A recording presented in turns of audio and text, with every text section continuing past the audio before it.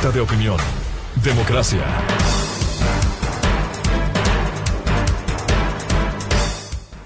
Siete 29 minutos en el territorio continental ecuatoriano, buscando la verdad. En la revista de Opinión Democracia queremos dar la bienvenida a nuestros siguientes invitados: la doctora María Paz Gervis, catedrática; el doctor Ramiro Rivera, analista político; el doctor José Hernández, del portal digital 4 Pelagatos.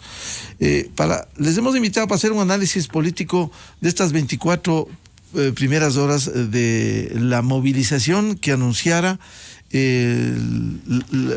la dirigencia de la CONAIE, y evaluar también este hecho público que esta madrugada alteró cuando conocimos de la detención alrededor de la 1 de esta madrugada del principal dirigente de la CONAIE, Leonidas Issa, con una circunstancia ahí absolutamente evidencias de violación a la Constitución. Nos ahorramos leer la Constitución, que aquí debiéramos estar amparados todos los ecuatorianos y extranjeros residentes en el Ecuador, a la libre movilidad, al libre tránsito, al derecho al trabajo, a que no se bloqueen las vías como ha ocurrido.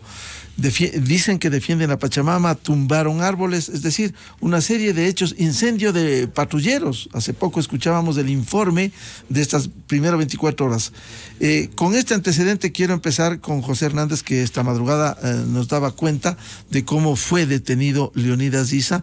El argumento de la policía, el general César Zapata, daba a conocer hace poco en la revista de Opinión Democracia que se respetaron sus derechos humanos, y en este momento se está preparando la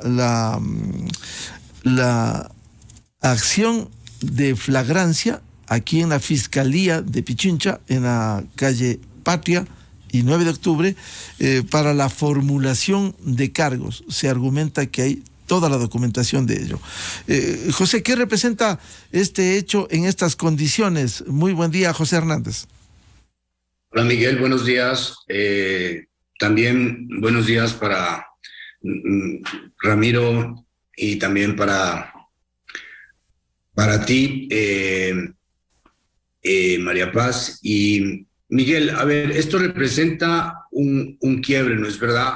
Un quiebre, porque de alguna manera lo que se ha visto a lo largo de los años es unas actuaciones de los actores sociales, y en este caso del señor Issa, actor político, que da cuenta de que finalmente no se sabe muy bien, o ellos no quieren saber muy bien, dónde están los límites de la ley, qué es lo que es legal, qué es lo que no lo es, dónde empiezan sus derechos y dónde terminan sus derechos, ¿no? Y entonces se da, Miguel, esta situación extraña de que haya un presidente de la República elegido democráticamente y haya un líder que nadie ha elegido, más allá de que recibió unos votos en su organización, que viene donde este presidente le dice: tienes que tomar estas medidas,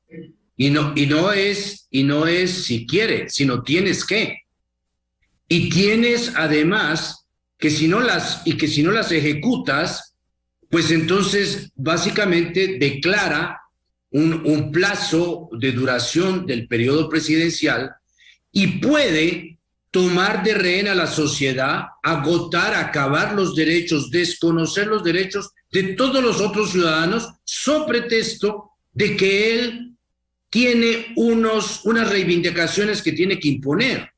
Entonces hay una situación anómala totalmente, porque no es así que funciona ni la democracia, y tampoco así funcionan los otros, peor las dictaduras comunistas o las dictaduras rojas o negras, Miguel, las fascistas o las del Partido Comunista. Así tampoco funciona eso. No es que haya ciudadanos que imponen al Estado sus condiciones. Entonces, aquí tenemos lo que pasó en el 2019, y yo creo que el país, legítima y legal y democráticamente, pensó que el mensaje del 19 había sido uniforme para todos, y que todos habíamos aprendido de lo que ocurrió en octubre de 2019, porque fue un trauma para la sociedad, fue un trauma para los ciudadanos. Hubo pérdidas enormes en un país que no se puede permitir parar una hora, peor parar 11 días. No se puede permitir. Y bien, este señor, el señor Issa, vuelve y empieza, y entonces ya la gente dice, bueno, entonces tal vez vuelve y empieza, pero no lo va a hacer igual. Pero resulta que la violencia al cabo de unas horas vuelve al mismo nivel, vuelven a entrar a empresas, a atacar buses, ¿no? Y vuelven a quemar patrulleros y vuelven a hostigar ciudadanos, o sea, es en la misma manera. Entonces, Miguel, de esta forma no se puede. Entonces yo creo que el señor Issa construyó condiciones para que el señor Issa esté en el lugar que está en este momento. Y me parece que, retomando lo que dije al comienzo, esto es un quiebre, es decir, para entender los ciudadanos si finalmente podemos reivindicar derechos, protestar porque es legítimo, pero sin violencia y sin pretender desconocer los derechos de los otros, sobre pretexto que los nuestros son muy importantes. Es lo que ha ocurrido, Miguel, y me parece que esto era de alguna manera una medida que de alguna forma se antoja inevitable. Bienvenida María Paz Gervis. ¿Cómo ha visto esta situación, esta nueva acción de una parte de la dirigencia del sector indígena que ha resuelto esta movilización y la detención de Leonidas Issa en estas condiciones? Buen día. Buenos días, Miguel. Buenos días a Ramiro, a José, a quienes nos escuchan esta mañana. Bueno, en la misma línea de lo que afirma José, es un quiebre definitivamente, ¿no es cierto? Si nosotros vemos el hecho aislado de la detención, ahora se están formulando cargos de flagrancia, entonces no sé el contenido, pero es fácilmente intuir que son por delitos como interrupción de la vía pública y otros tantos en flagrancia, es decir, sobre la marcha, con las manos en la masa, ¿no es cierto? Porque ya estaba leyendo un poco antojadizos en las redes sociales que decían que no había orden de detención y una serie de hueleyadas precisamente para garantizar ese sistema de impunidad, que es lo que hemos tenido en vigencia hasta esta madrugada, ¿no es cierto?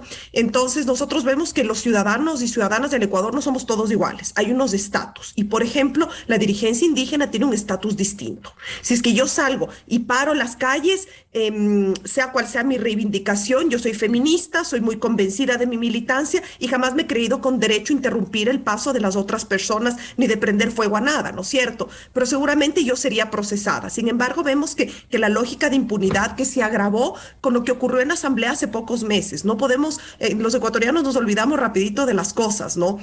Estos días que todos amanecíamos con la contrariedad de saber que una crisis tan aguda como la que vive el Estado ecuatoriano, una vez más nos enfrentábamos a protestas sociales siempre legítimas, pero protestas con todo. Es lógico que tengamos la sospecha de violencia, pues, porque son grupos que se han caracterizado por ser absolutamente violentos. Entonces, en la línea de lo que José decía, tenemos ciertamente un recuerdo traumático, todos los ecuatorianos. Entonces, cuando teníamos ese temor, yo pensaba entre mí, qué rápido nos olvidamos, ¿no? Porque son pocos meses de que la Asamblea Nacional les declara amnistía y poco más les condecora, con lo cual lo grave de esto, más allá de las personas puntualmente, es el mensaje que damos de impunidad. Vamos a ver cómo se desarrolla el tema hoy día, pero a priori lo que se ve es que el gobierno nacional finalmente tomó una decisión, pues es su obligación. El gobierno responde por acción y por omisión, y es su obligación garantizar para toda la ciudadanía que podamos ejercer nuestros derechos. Y si tenemos unos señores que tienen una actitud absolutamente violenta y vandálica, pues ya era hora de que tomen alguna decisión. Eso por un lado. Y por otro lado, si me permite, yo escuchaba con atención lo que mencionaba José Hernández y a mí siempre me queda la sensación de que los ecuatorianos tenemos esta debilidad de valores democráticos. Ustedes recordarán ese vergonzoso episodio de la jueza Collantes, ¿no es cierto? Yo suelo decir de broma, pero creo que tiene mucho de cierto, que en el fondo los ecuatorianos tenemos todos una jueza Collantes que vive dentro de nosotros, ¿no es cierto? Y es este ejercicio de quieres probar mi poder. Nos cuesta cuesta mucho, y hablo en términos generales, entender las instituciones, los límites del régimen democrático, y aquí creemos que el más líder es el que más grita, y creo que ese es el ejemplo de la dirigencia indígena, ¿no es cierto?, de la actual, de la coyuntural, del señor Issa, sin ningún tipo de límite, de pudor público respecto a los límites democráticos. Yo escuchaba, al margen, cualquiera que sea el presidente, esa arrogancia con la que él se dirigía al presidente, exigiendo un pliego de peticiones, y un poco desde una lógica de condescendencia, porque hay ciertamente una deuda histórica con los movimientos indígenas y hay unas reivindicaciones legítimas, pero hemos tergiversado todo mal. Hay unos niveles de confusión que lo que hacen es mermar la calidad de la democracia e institucionalizar esta ley del más bravo, del más agresivo y del más violento. Bien, quiero dar la bienvenida al doctor Ramiro Rivera. Como bien señalaba José Hernández y María Paz Gervis, con un adicional. El señor Issa ayer dijo que ya no dialoga, es decir, él quiere poner las reglas en el país, ya no dialoga porque ya se ha perdido el tiempo, e invocó al levantamiento a todos estos hechos que atentan contra la Constitución, contra el ordenamiento jurídico. ¿Cómo ha visto esta situación y la detención de Leonidas Issa, doctor Ramiro Rivera? Muy buen día. Bueno, muy buenos días, Miguel. Buenos días, María José y José Hernández.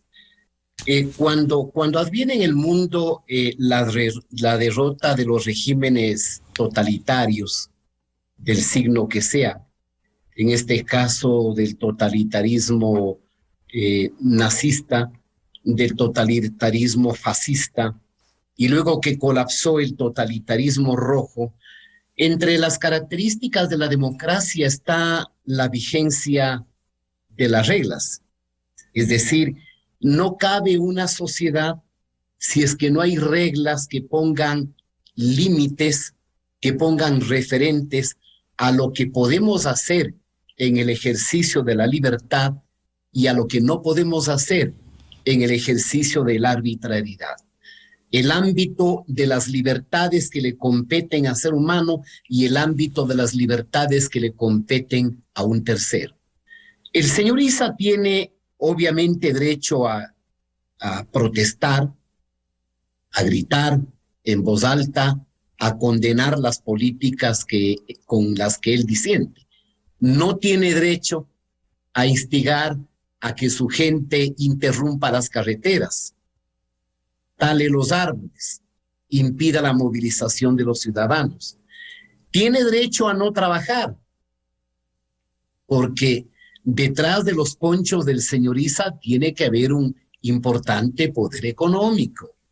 Bueno sería y tranquilizaría que sea de ONGs del capitalismo norteamericano al que se condena o del capitalismo europeo al que se repudia. Permítame, doctor Rivera, para que usted siga con la idea, a propósito de eso, si hay algún financiamiento. Ayer se evidenció con el video de detención, estaba en un vehículo de alta gama, no en una camionetita, en un vehículo de alta gama.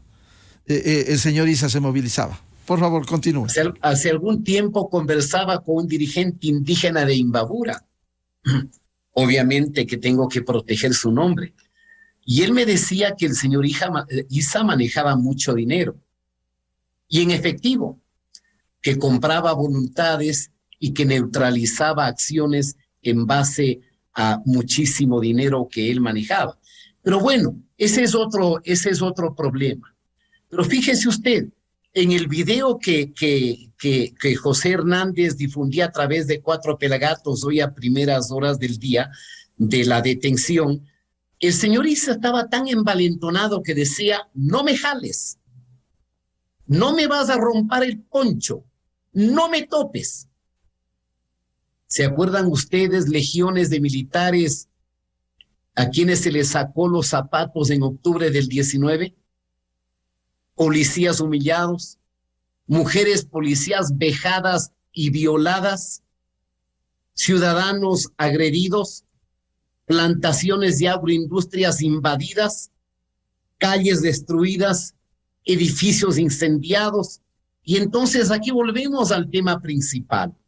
No hay democracia que pueda subsistir sin el principio de legalidad. Ahí está el sumum y la esencia del ordenamiento democrático. El respeto a las reglas, el respeto a las instituciones y a los valores de la democracia. En la posguerra hay un famoso filósofo, me parece que fue Karl Popper, que escribió un libro, El socialismo y la sociedad democrática y sus enemigos. Y él decía que había una paradoja en la democracia que implicaba permitir que los enemigos de la democracia puedan utilizar la maquinaria de la democracia con el único propósito de derrocar la democracia. Entonces ahí viene una pregunta. ¿En la democracia cabe ser tolerante con los intolerables? Y yo diría que sí, cuando los intolerables respeten al menos el principio de la legalidad y el derecho ajeno. Pero ¿cabe viabilidad de una democracia tolerando a los intolerantes, a quienes no les gusta la democracia, a quienes son contestatarios con las reglas de la democracia, a aquellos que patrocinan la ruptura de la democracia? ¿No acaba de admitir en audios el señor dirigente Issa que tiene que bajarse al gobierno? ¿Qué es eso? Instigar a una ruptura del orden constitucional, instigar a la destrucción de la frágil y endeble democracia que tenemos los ecuatorianos.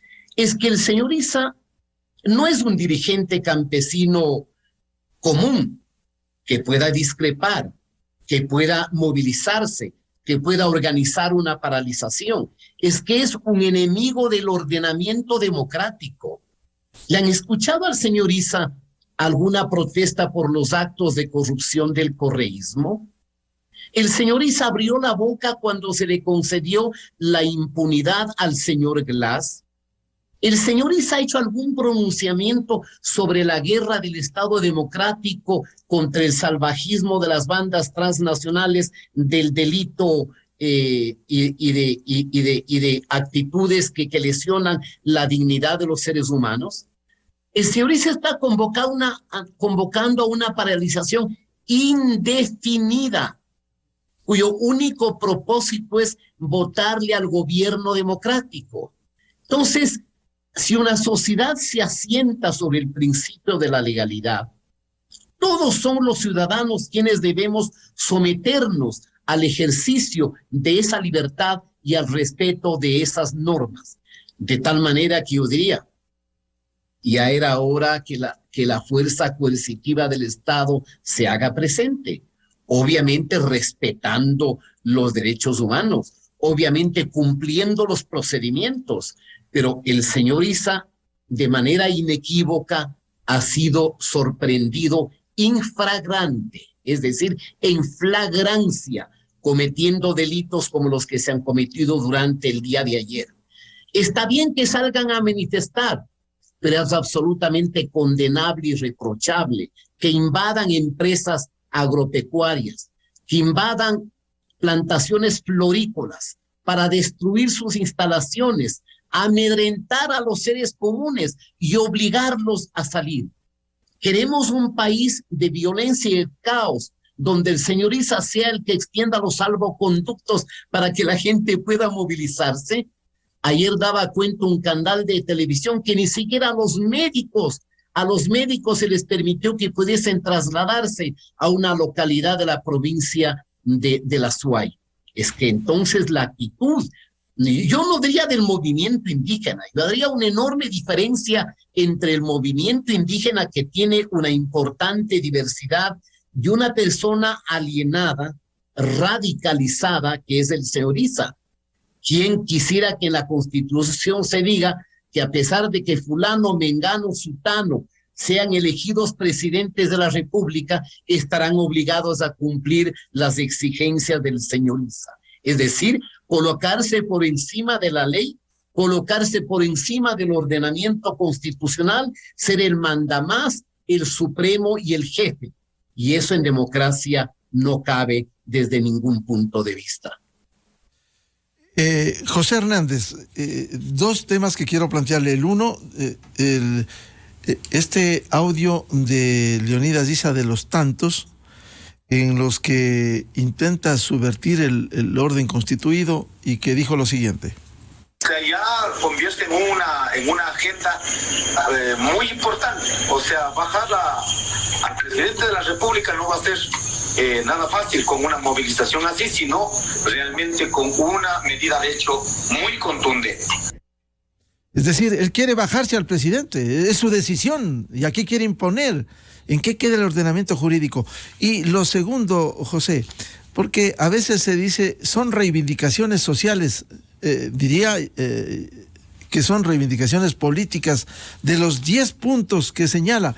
Por ejemplo, el 1, reducción y no más subida de precios de combustibles. Están congelados los combustibles, o está abogando, seguramente para su carro de alta gama, que rebajen la gasolina súper, que se ha reducido el consumo y que está en 4.86. Y otros puntos de los 10, el 7, no a la privatización del IES. Esto está prohibido expresamente por la Constitución, artículos 313, 316, que dice expresamente no se puede privatizar el agua. Aquí hay argumentos políticos y no bienestar para los ecuatorianos. Los dos temas, José, por favor. Gracias, Miguel. A ver, en el primer tema, Miguel, el señor Issa dijo que ese video está manipulado. Digamos que si se antoja que así fuese, yo me referiría más bien entonces a su propio libro, ¿no? Porque tumbarse al presidente Lasso, digamos que es indistinto si es el presidente Lasso o es el presidente Lenín Moreno o es otro presidente.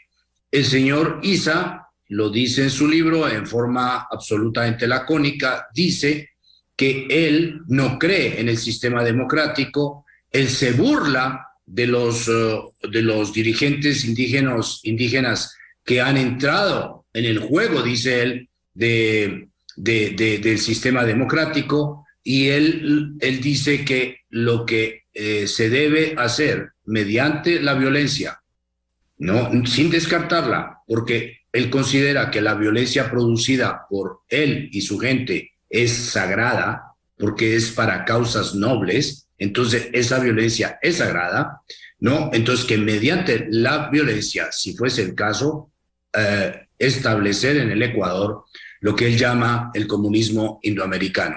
Entonces, Miguel, si el señor Issa dijo o no específicamente en ese video, o como él dice que fue manipulado, pero bueno, si dice o no que es para tumbarse al presidente Lasso, finalmente no tiene mayor relevancia, porque la lógica del señor Issa es no creer en el sistema democrático y es acortar los plazos de los presidentes, pensando que así, poco a poco, el país va a entrar en este caos en el cual en algún rato el país se acostará con un presidente y se levantará con el comunismo indoamericano. Entonces, eso es un poco la primera respuesta. En cuanto a la segunda, Miguel, yo haría la respuesta en varias partes. Hay reivindicaciones y aquí tenemos que pensar que el señor Issa es el representante de una organización que en efecto sus componentes hacen parte de la gente más pobre del país. Entonces, aquí hay dos cosas que decir. Uno, creo que los demócratas sí debemos ser sensibles al tema de lo que son las condiciones y la obligación por parte de los demócratas de darle un contenido a la democracia pensando en el mejoramiento de las condiciones de vida para las personas en situación de vulnerabilidad alta y a las personas más pobres del país. Eso me parece no paternalista, programas que les ayuden, Miguel, a salir de esas condiciones y en forma acelerada. Y con planes específicos también. Yo en alguna vez propuse que hubiese un plan Marshall para los pobres en Ecuador y me parece que esa idea podría estar siempre vigente. La segunda parte, Miguel, es que a nombre de esos pobres, el señor Issa no importa lo que reivindique, Miguel.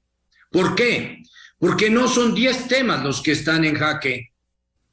No, En Ecuador puede haber 1000 temas, Miguel, 1000 temas que hablen de los pobres y de reivindicaciones legítimas. Pueden haber 10.000.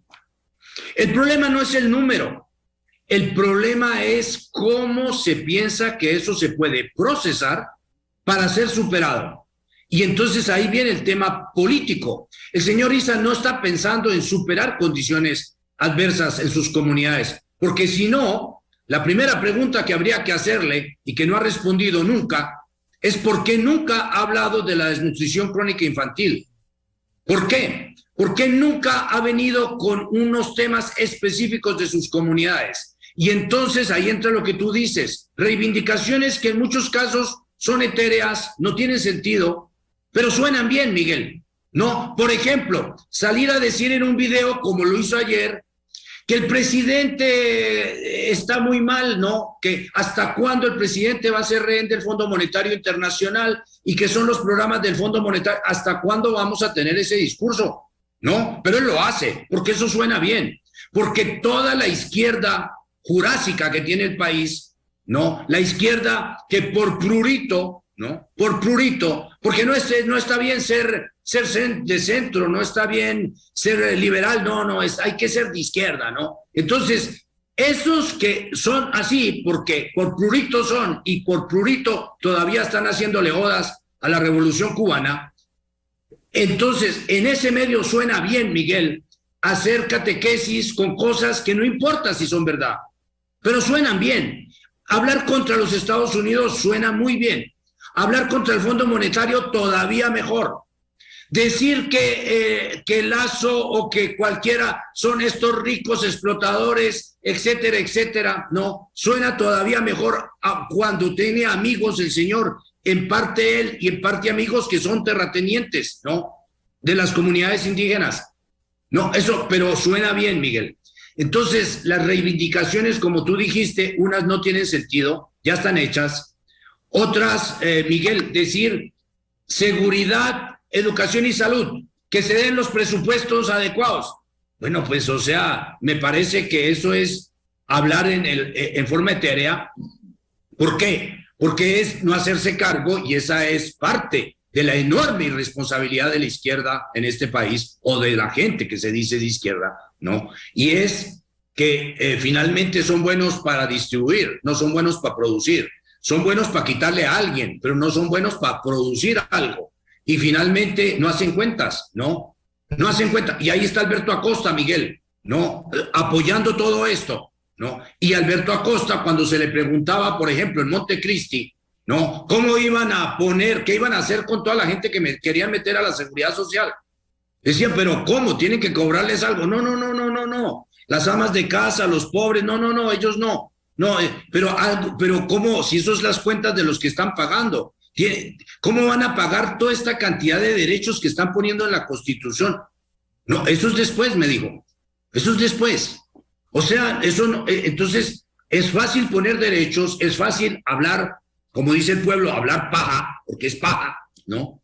Es fácil ser populista, Miguel, no tener que hacer cuentas, no tener que decir de dónde viene la plata, no tener que decir cómo se produce el dinero, no, es muy fácil. Entonces, Issa, las 10 reivindicaciones, Miguel, como tú dijiste, algunas son totalmente etéreas, otras son, ya se cumplieron, como el tema de la gasolina, pero finalmente no importa, Miguel, no importan las reivindicaciones, él necesita las reivindicaciones como un disfraz, ¿no? Porque lo que a él le interesa es llevar gente a la calle, producir caos, y en el caos ver cómo pueden avanzar hacia sus tesis ideológicas. María José Paz. María Paz Gervis, perdón. Este comentario, lo que señalaba José Hernández respecto del anuncio, por cualquier mecanismo bajarse al presidente, el de ayer, el de ahora o el de mañana, esa es su tesis. Y segundo, estas reivindicaciones que ha enarbolado Leonidas Issa. Por favor. Comparto el argumento, es decir, cuando, sin que sea el termómetro, pero un poco en las redes sociales, yo he estado todavía en cuarentena por salud estos días, pero mirando la opinión además, el algoritmo te saca muchas veces gente similar a ti, profesores universitarios, gente con un nivel de formación con quien podrías discrepar dentro de una base argumentativa, y a mí ciertamente me sorprende que no es así. Que el nivel de ideologización y dogma es tan elevado que no importaría ni siquiera si tienes una formación académica. Es decir, tú puedes tener una postura ideológica diversa, pero habría unos mínimos sobre los cuales deberíamos estar de acuerdo, y esa debilidad en la opinión pública ecuatoriana es dramática, ¿no es cierto? Entonces, un poco yo veía en los argumentos que se esbozaba entre varios abogados, abogadas, politólogos, que es un poco mi medio, y decían, lo que pasa es que muchísima gente no tiene acceso a los bienes básicos. Pues bueno, no han descubierto el agua tibia, y esto no significa que no sea grave, esto es dramático, esto es gravísimo, y es uno de los grandes elementos por donde sangra nuestro país, que ojo, no es de ahora, que ahora tenemos una situación de unas debilidades del gobierno, pero por supuesto, lo hemos dicho, hay quienes lo decimos todos los días de la vida, hay quienes exigimos al gobierno nacional mayor acción y mayor presencia. No digo que el resto de gente no tenga derecho a decirlo, debe decirlo, pero mi pregunta es, con la paralización, ¿cómo esa correlación de fuerzas cambia? Inclusive también he encontrado un argumento que ve en la línea de esta ideologización extrema y cómo estos liderazgos tan perversos lo que hacen es fragmentar más la sociedad ecuatoriana. Había gente que me acusaba y me decía, es que tú tienes la nevera llena. ¿Qué pasa? Entonces, quienes tenemos o quienes creen, la gente que tenemos la nevera llena, perdemos nuestros derechos de ciudadanos de opinar.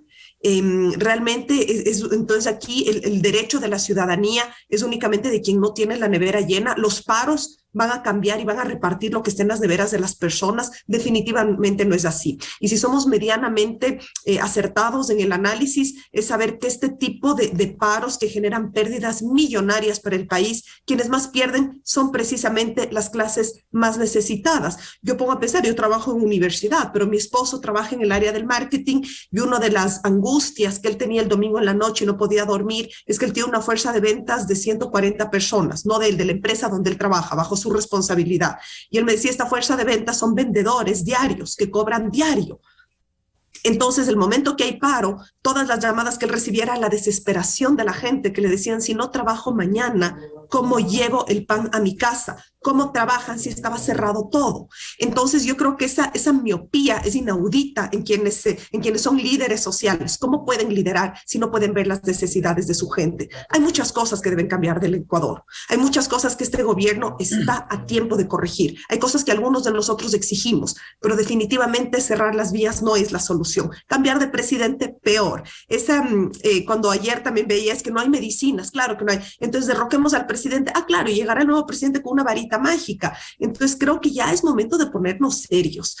Así como exigimos seriedad del gobierno nacional y de los dirigentes que han mostrado mucha improvisación, y eso no lo vamos a dejar de decir, pero también es momento de exigir seriedad de los líderes y de estos pseudo líderes, porque efectivamente la gente les sigue, pero no logro entender qué es lo que lideran. Un proyecto personal, una vanidad obsesiva, no sé, creo que deberían respondernos eso.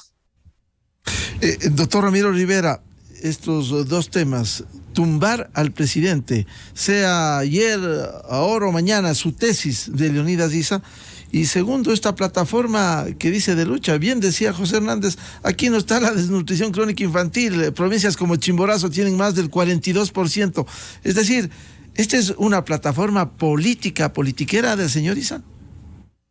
Bueno, nadie desconoce, Miguel, el derecho a la protesta social. Y este no debería ser ni siquiera tema para ser debatido. En toda democracia hay disensos, en toda democracia hay diferencias, y en toda democracia hay el respeto para expresarse de la manera en que la ley y el ordenamiento lo permitan. Y yo sé que el señor Issa no tiene un encuadre, diríamos, psicológico de naturaleza democrática. Es un ciudadano absolutamente radicalizado y está en su derecho de serlo. A lo largo de América Latina hemos tenido patologías de carácter social donde alguien radical se considera el Mesías y el Salvador de todo. El presidente Gonzalo, Abimael Guzmán, asesinó a más de 60,000 seres humanos, niños, indígenas, familias campesinas, por delatar a Sendero Luminoso. ¿Cuántos miles de muertos y de fallecidos están bajo la responsabilidad de grupos terroristas como las FARC o el ELN o los paramilitares? Decenas de miles de seres humanos. Y este tipo de gente, en el caso del señor Issa, no es un hombre que tenga convicciones democráticas. Yo no sé si él mismo escribió el libro El Estallido, no lo sé, pero supongamos que así sea, porque al fin y al cabo él estudia en una universidad con profesores traídos de la Revolución Bolivariana venezolana y traídos desde la Cuba castrista. ¿Qué pueden enseñar ahí? Que el capitalismo es malo y que el socialismo es el cielo, el Edén, el paraíso. ¿Sabe el señor Issa si en Cuba hay derecho a la protesta? Pero son maltratados, sometidos a palizas o desaparecen. ¿Sabe el señor Issa si en la Venezuela socialista o en la Nicaragua socialista de la familia Ortega puede protestar? No. ¿Sabe el señor Issa que si un ruso dice que en este momento hay una invasión rusa a Ucrania, no recibe sentencias penales de 10, 20 y 30 años de prisión? Entonces, el problema es el grado de enajenación ideológica al que ha hecho referencia José y María Paz, y también el problema, Miguel, del populismo. Porque el populismo ecuatoriano ya no es solamente patrimonio, digamos, de los señores Bucarán, y me refiero al señor Abdalá. Ya no es patrimonio solamente del correísmo, es que el populismo en la política ecuatoriana se transmite por todos los poros de la sociedad política. Nos encanta hacer demagogia, nos encanta quedarnos en el cliché, nos encanta reducirnos al eslogan. Pongamos un escenario. ¿Qué es lo que dice el señor Issa en su plataforma? Que no es reivindicativa de naturaleza social, sino que es una plataforma de naturaleza política.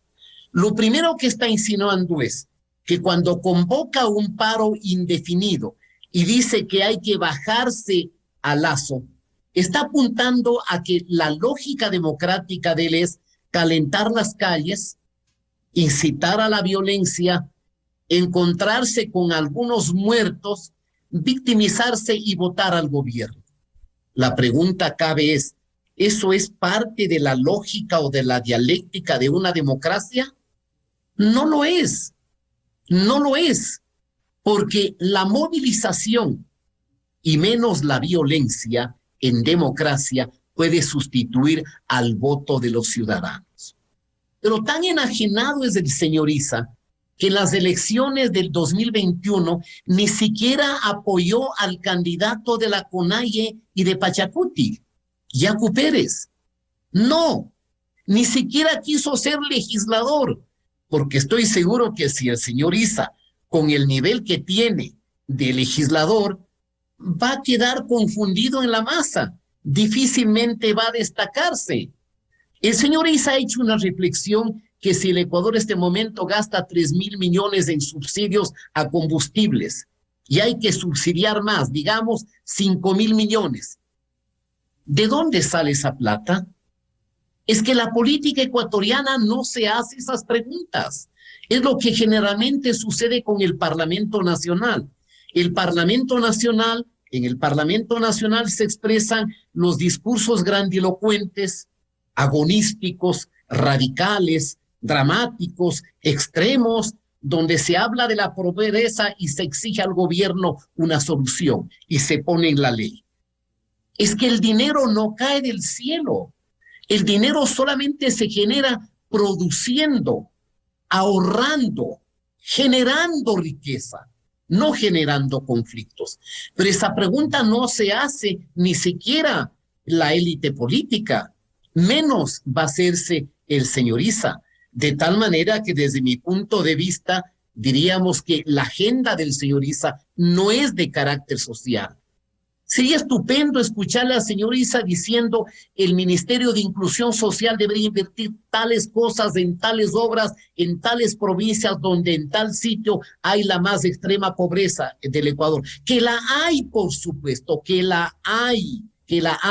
Eso nadie niega, pero solo es en democracia, solo es con desarrollo, solo es con producción, con incremento del mercado, compitiendo en el mundo, que se puede generar trabajo y que se puede generar bienestar y disminuir las inequidades sociales. No es con la paralización, porque si fuese con la paralización, la educación pública del Ecuador sería la mejor del mundo.